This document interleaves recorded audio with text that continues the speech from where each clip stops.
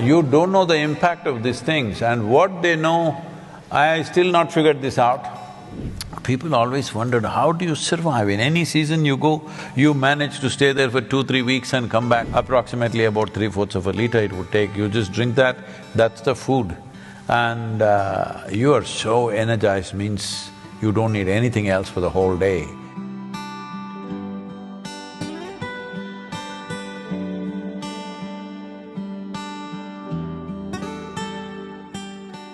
We have forgotten that soil is the greatest and the most complex and sophisticated living system, not on just the planet, in the universe.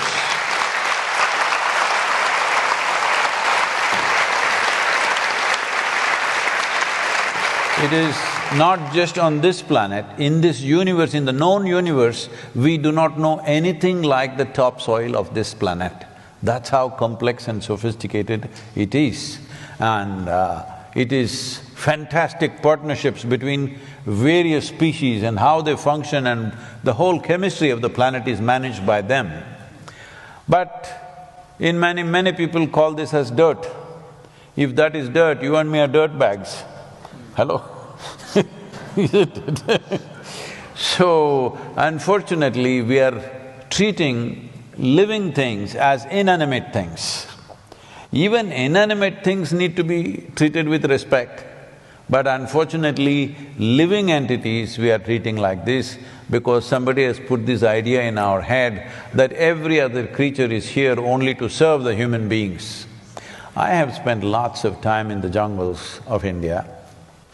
I've spent so much time observing all the different creatures, not just the big ones, the small ones, because the crickets, the grasshoppers, the ants, termites, you better know who they are, because I've been in the jungles, I've had close encounters with tigers, I have very close encounters with elephants, and the Indian wild buffalo is terror, but I've been very close around them.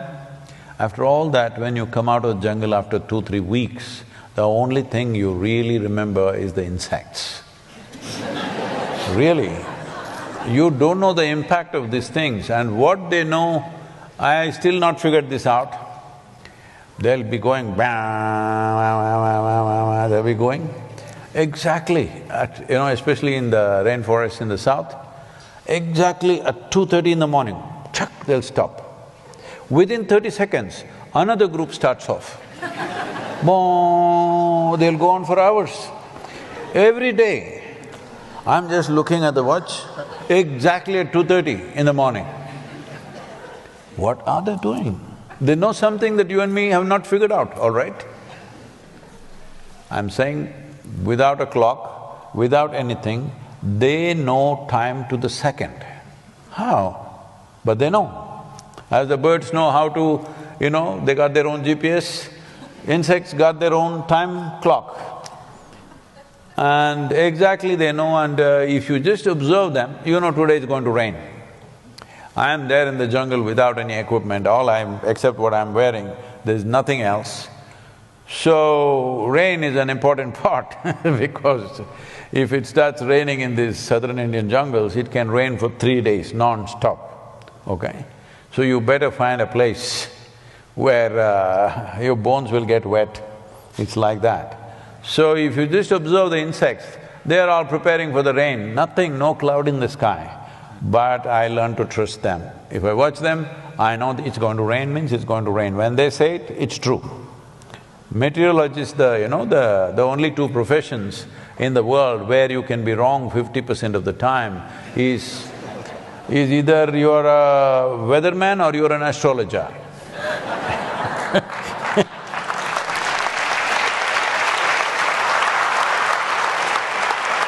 I heard that you guys are all soaked in honey. Let me tell you my honey story. Can I tell them a honey story? Yes, please. Look, I'm just like them. I'm listening. I'm enjoying myself. Please, do, go. So, when I was getting lost in the jungles of India, the only food that sustained me largely was honey. I ate other things that I don't want to talk to you about, but largely honey. People always wondered, how do you survive? In any season you go, you manage to stay there for 2-3 weeks and come back, how do you do it? Simple, my trick was, normally we were riding a Czechoslovak, no, Czech Republic motorcycle at that time, okay? These days everything is sensitive, you can't say anything as it was. You can say Thomas here. So, we were riding a Java or a SD, so it has a petrol tube. Normally you need 7–8 inches of petrol tube, but I always put extra, about 15–16 inches of petrol tube, because it gets hard, you can keep cutting it and putting it on. The rubber gets hard.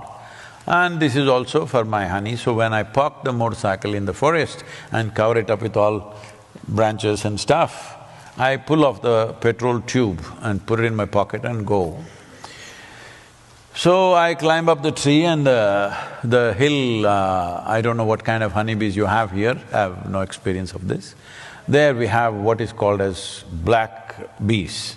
They are this big, about 1.5 inches long, and honey is fantastic in the Western Ghats because the variety of vegetation there is probably like no other in the world. The number of species of plants there is like nothing else in the world.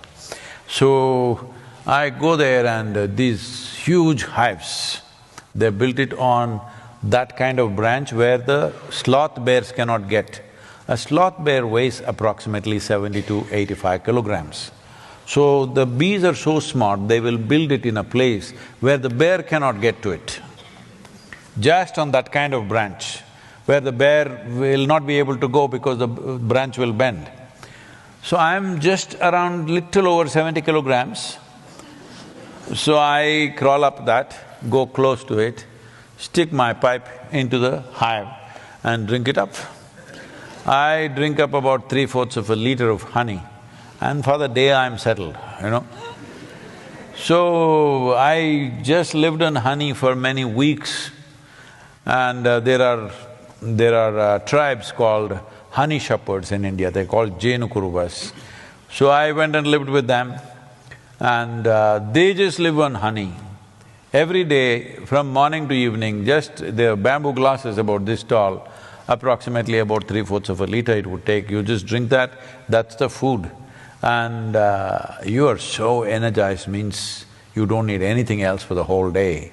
You're climbing trees, you're doing all kinds of crazy things, but it takes care of you, 1 liter of honey. So I'm just telling you because I heard beekeeping is a big deal here.